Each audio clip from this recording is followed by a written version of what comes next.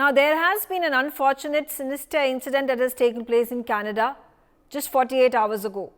There is an Indian origin Sikh living in Canada and his son who have been shot dead. This took place in Canada, and it was part of the gang wars which led to the death of these two innocent individuals. Meanwhile, there has been continuous pestering from the side of the Canadians, and Prime Minister Justin Trudeau has once again spoken about how he refuses to mend ways when it comes to the questions that India has raised and non-cooperation that has been shown by the Canadians in clamping down on the Khalistani terrorism that is emanating out of Canada. In fact, just about 12 hours ago, this is exactly what Justin Trudeau has spoken about India. We have been, talking about specifics and information. We have actually been badgering the Canadians. We have given them a lot of information about organized crime leadership, which operates out of Canada. And there are a large number of extradition requests. From the very beginning, we shared the real allegations that we are deeply, deeply concerned about, but we have reached out to the Indian government and to partners around the world to get to the bottom of this, to take it seriously. That's why we were so disappointed when India violated the Vienna Convention and arbitrarily revoked the diplomatic immunity of over 40 Canadian diplomats in India. We have serious reasons to believe that agents of the government of India could have been involved in the killing of a Canadian citizen on Canadian soil, and India's response is to kick out a whole bunch of Canadian diplomats by violating their rights under the Vienna Convention. That is of concern to countries around the world, because if a given country can just decide that their diplomats of another country are no longer protected, that makes international relations more dangerous and more serious. But every step of the way, we have tried to work constructively and positively with India, and we will continue to. And that means continuing to work with Indian government diplomats.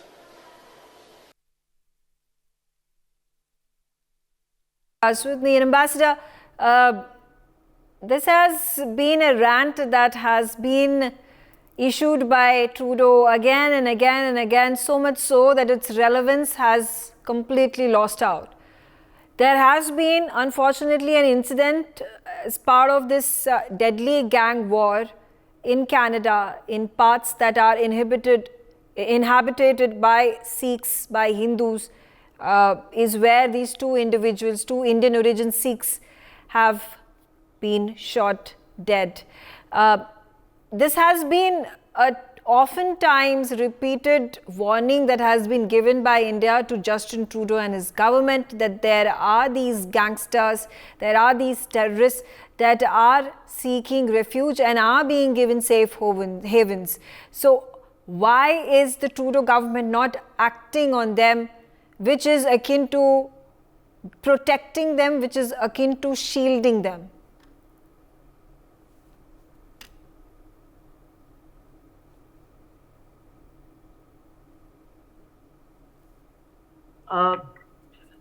Well, we've heard this before also for a very long time, and we've also heard what External Affairs Minister has said. The issue here is that Trudeau is Prime Minister of Canada. He is responsible for law and order in Canada. He is responsible for good governance in Canada. This shooting or whatever else emanates before it and after it is the direct concern of the Canadian government, and unlike him, we do not interfere in the internal affairs of other states, including Canada, and therefore we would not like to tell Mr.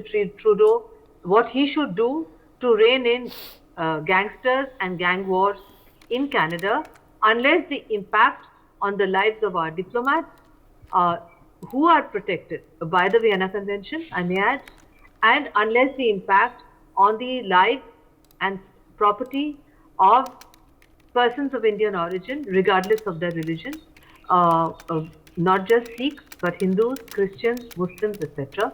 That is for him to do. His rant about his suspicions that agents of the Indian government have participated in the extrajudicial killing of a terrorist of Indian origin, given shelter despite us having articulated our concerns on Canadian soil, and who has also been the victim of a gang war, has been accompanied on our side by repeated injunctions that he kindly share the evidence with us so that we can make an independent inquiry into this matter. Right. Because India is not a country which has a reputation of extrajudicial killings.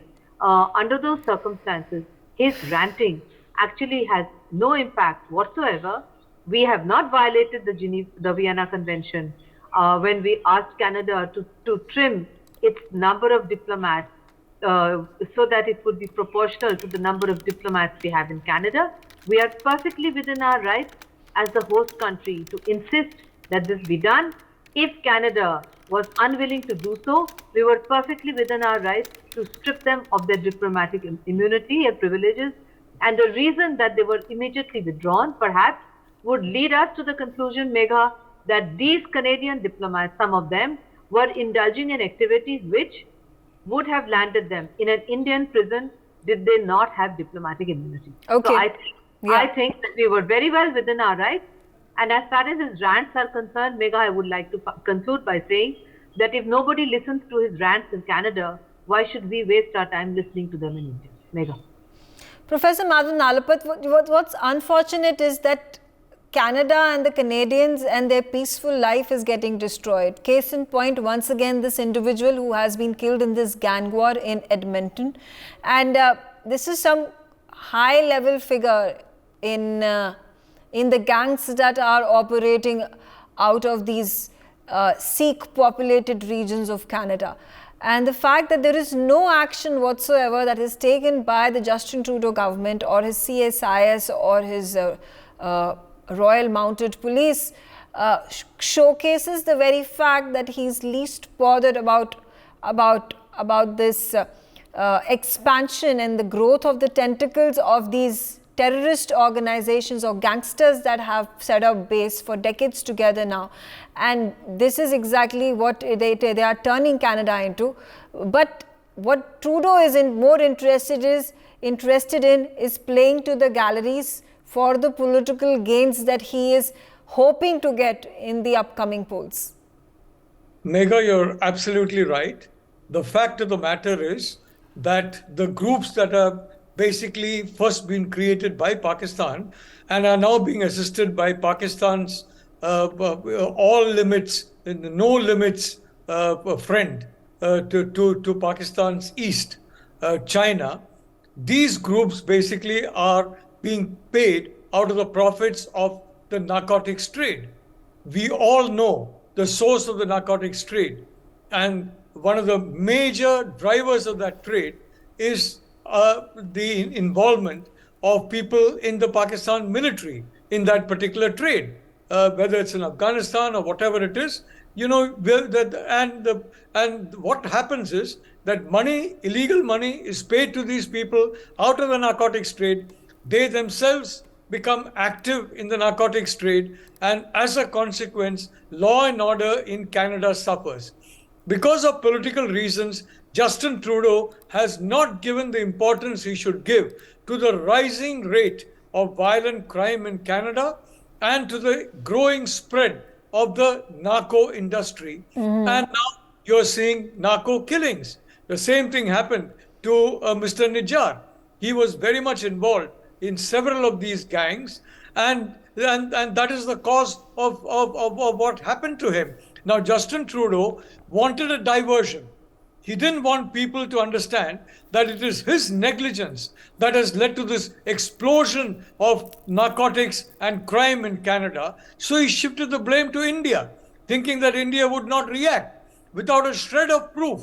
And now what is he asking India? Look, I don't have any proof. I'm making this wild allegation against you. You please supply me some proof. without any proof, without any evidence. And I can tell you, nothing of any significance has come from the Canadian side about any evidence linking India to this gang war that caused the death of Mr. Nijar. So this is what Justin Trudeau has made this allegation without proof for a political motive. And that motive is to divert attention from the fact he has turned a blind eye to the narcotics trade in Canada. Right. Because the narcotics trade is controlled by an army very close to a country with which he and his family have had very close relations for well over a generation.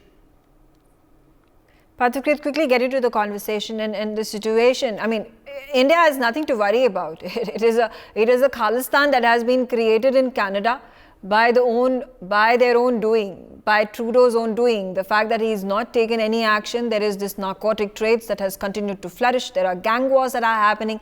There is this Khalistani terrorist agenda that is right there, is smacking them in their face, and they don't want to act on it. So it's not India that is at the root cause of the problem. India is not going to be at the receiving end of it all. It is Canada who is going to bear the brunt of it.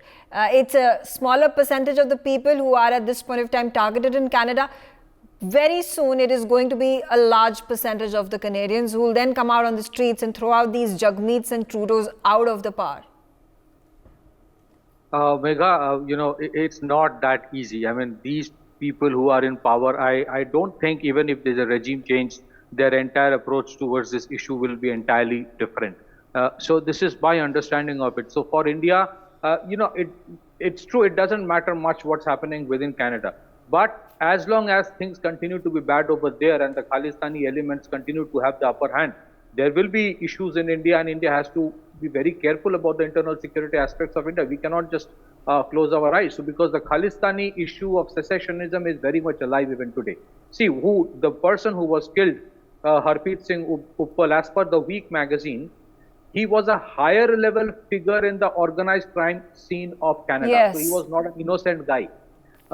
So what happened is this: if you look at the antecedents of the people who were given asylum and eventually Canadian passports by these diplomats of Canada who were in large number in India, most of them, or not all, have a criminal past. So when you allow such people to go to Canada because they have a strong anti-India sentiment, invariably you then turned a blind eye when they created these syndicates. These syndicates work on narcotics. These syndicates work on the money they extract from the people who then come as immigrants from India and elsewhere. And then the syndicates give rise to cartels because of factionalism. Once those cartels are created, these gang wars invariably start, and that it is exactly what is happening. So the next stage invariably will be no-go areas for the Canadian government agencies. That's exactly how it happened and happens in Mexico and other countries. So if you ask me, yes, it should not matter much to us beyond a certain point because they should face the music of what they have created. Does it mean that the problem is entirely solved? No. Does it mean that Canadian people, we should feel for the Canadian people? I don't feel for them, let me tell you. I might sound very harsh. Because the Canadians, like the Swiss people, have always lived in an illusory world, have no connect with the reality of the rest of the world. They never bother. Today, they are facing things, whether it would lead to. And let me tell you, for Canada, Megha, my last point, it is not just the Khalistanis. It is a large number of radicals who have come from Middle East who would be creating another problem. The problems are already there. So Canada is a microcosm of what the West has created in a G7 country like a Pakistan. And let me tell you, beyond a point, Canada will be a dispensable commodity for the big brothers like Pakistan is. For us, the problem is not yet sorted out. Frankly speaking, on the internal security front, many major challenges would be coming from the West, not from within the country. And this has been said in a different context by one of the ministers of UAE. Because of the political correctness of the Western countries, because of other reasons, they would allow these radicals to come up, sometimes for their own ulterior objectives as well. Yeah. So for us, yes, We should not bother much what happens inside Canada. Okay. Within India, All right. we should. Yeah, fair enough. You made all the valid points, and particularly Major Roof Katoch, when these arrests were taking place, there were these NIA warrants that had been issued. There were these rap sheets that have been released by the investigative agencies in our country over the links between Nijjar and Dalla and all these syndicates that were working, that continue to work in Punjab and nearby areas of Punjab, and how there is money laundering that takes place. They are then given priority to allow them to be traveling all the way from India, all the way from Punjab and from Haryana and neighboring states to Canada, and also, you know, the hit jobs that are then put forth by these terrorists, by these gangsters, emanating out of, they have been living there, they've been thriving over there in Canada, and the killing that has happened just 2 days ago of this individual, of this gangster, comes as no surprise. But the question then arises is, why has Canada deliberately targeted India when Nijjar was killed in a similar gang killing, a gang war that happened, and now that this is not the first gang war since Nijjar got killed in Canada. This is perhaps the fourth or the fifth one that has taken place, which has led to the end of a life of one of the gang members. So why isn't the West questioning Canada over its non-compliance or complete ignorance, or ignoring this entire facet of law and order situation that is completely crumbled? Thank you, Megha. Megha, I wish to make 2 points in answer to what you have asked. The first is the very question of drugs. Wherever it comes in, you will always find money laundering. You will find weapons. You will find a whole host of illegal activities, including child smuggling, prostitution, etc., coming in. But why is this being done? Those groups are there. They want financial control, and financial control over the Gurdwaras. So you see, the Gurdwara in Canada is a bedrock of the Sikh society, and there are huge fights within there as to who should control it. So whoever has the money, the gun power, the drug power, they try to control it. Now, this is certainly a case of gang killing of one drug dealer, but perhaps other drug dealers or another mafia somewhere. But the second point comes in, why is the West permitting it? Now, in my view, it is very convenient for the West. You see, whenever any issue comes up in India, let us say now there is the issue of the Russia-Ukraine war. And India has made it very clear, this is your war. It is a local war between two tribes, two white Christian tribes. So why should we get involved? Now, they're not very happy with that stand. That is when you will find the Five Eyes, including Canada, putting all pressure they can to make India turn its stance. And this is one of the ways they will start turning on the human rights angle. Whereas the West perhaps is one of the first violators where human rights is concerned. So they are looking into their self-interest, and they don't care whether they're going to use druggists or smugglers or whomsoever they have to beat as a stick to beat India with. I agree with Patrick totally. You see, it is their problem. Let them solve it. As far as we are concerned, I think it is something very interesting which I've observed. From the Canadian side, it is our Prime Minister who is speaking. From the Indian side, it is our External Affairs Minister and secretaries and junior level officers who are speaking. So now we know the comparison. We haven't found our leadership in the sense like the top leadership, the Prime Minister speaking about it. And I think that is a very correct stance. We need to show Canada their place. Yeah. That is where it is. Absolutely. Absolutely. Quickly, very little time left, 30 seconds to each of my guests for a second round of response that I seek from you. Ambassador Mukherjee, now, there is time and again an effort that is made by Justin Trudeau to rake up this matter. The fact that nobody's buying it is another matter altogether. Do you think this situation, the problem will die its own slow death? Because the West doesn't want to interfere in this matter. The Middle East has its own problems. So ultimately, it is between India and Canada, and India is also not really, taking up the matter. It's kind of saying that this is what we had to say. This is what our stand is. We are not going to do anything just to appease the Canadians, appease the Canadian government, and we are definitely not allowing the 40 Canadian diplomats to be back on our soil. There is no question of allowing the 40 Canadian diplomats back, because Canada was grossly overrepresented in diplomatic representation terms in India. That's never going to happen again. And they know that very well. The point is not that we have not taken them seriously. We have told them that if you want us to take you seriously, provide us with serious evidence which we can investigate. In the meantime, there are people within your soil who have threatened to bring down an Air India airliner. That's a very serious matter. There has already been one such incident.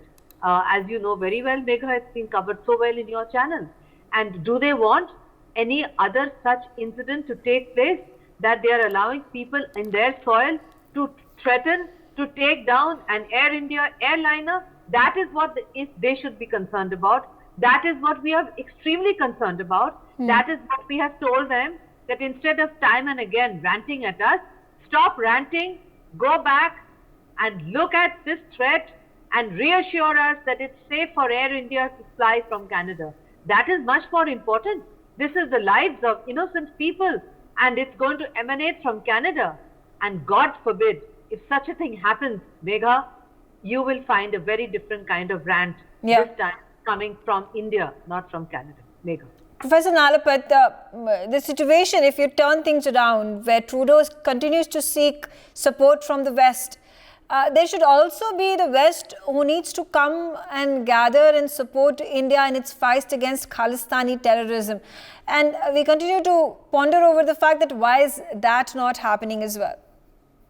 Look, Megha, first of all, I think I agree with the panelists that given that Justin Trudeau is the Prime Minister of Canada, I mean, using an airport such as Montreal or Vancouver, I mean, we don't know exactly what kind of oversight there is, because Trudeau doesn't seem to be at all competent in handling this whole question of terror. Having said that, I want to point out that Canada has need for a large number of professionals.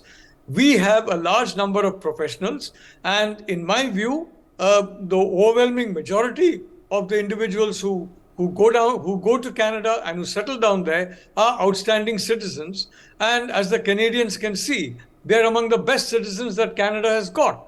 So I would only like to say that I think, just as far as Justin Trudeau is concerned, I don't know. He's gone very far down this road of trying to heap calumny on India. But overall, I'd like to say that it's important for Canada to have a good relationship with India. It's important for Canada not only to have trade with India, but also to have Indian talent come into Canada and settle down in Canada to fill the huge gaps in that immensely huge geographic entity. So I would like to say, please, this Justin Trudeau is not Canada. You have a few hotheads in India who are supporting a terror group in what is happening now in the Middle East. That doesn't represent India at all. The Prime Minister, I mean, the people, the overwhelming majority, it doesn't represent India. In the same way, Trudeau no longer represents Canada. But the fact is, the sooner Justin Trudeau is shown his place by the Canadian voter, the better for Canada and the world. Harpreet, just a few days ago, there was this threat that had been issued by the Sikhs of Justice.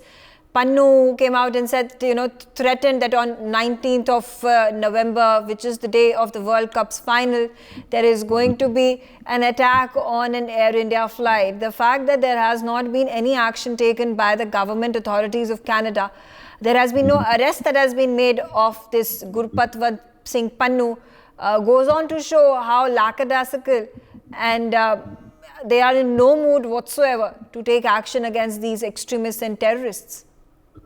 Megha, GS Pannu also has an American citizenship. He has dual citizenship. I refuse to believe, pardon me, but I refuse to believe that whatever Canada is doing, it is doing without the approval of the other major Western power countries. That is impossible. Number two, let me tell you what is the objective. You know, Trudeau might sound like a broken record, but whatever he says with a purpose. And that purpose is exactly this, that somewhere they want India to remain in between. They neither want India to become an emerging competition like China for the West, neither they want India to collapse like Pakistan. So they want India to be externally strong, but internally in chaos. They want to create wedge between the Hindus and the Sikhs, and that's why they keep on deliberately saying that Sikhs are being targeted. They don't use the word Khalistan, they use the word Sikhs. So please understand, there is a purpose. It might seem that all these are happening by default, but there's a design, there is a method in the madness. And have you heard Secretary of State of United States or the American president officially on record saying something that what the Chief for Justice GS Pannu has said was wrong and strong action should be taken? I have not heard. So why this downgrading when what he is planning and thinking of doing is no less than what 9/11 was? So there is a double standard, and I repeat, there's a method in the madness that on one hand will call India an ally, but the other hand will do something else of arm twisting. Major General Katoch, quickly a response from you before I wrap this up. So how should India take this forward? Because, you know, nobody is nobody's enemy, nobody is supporting the other country. It's all working for their vested interests. Megha, I think diplomatically and economically, politically, economically and diplomatically, we take whatever steps we can against Canada. But the important thing is the elements within India. Now let us sort that out. So there is a great deal which we can do to ensure that these bad elements are arrested in India, tried in India, before they can seek refuge in Canada. Megha. Absolutely right. I'm out of time. I thank all of you for joining me on the telecast. For more such videos, subscribe to the NewsX YouTube channel, hit the bell icon.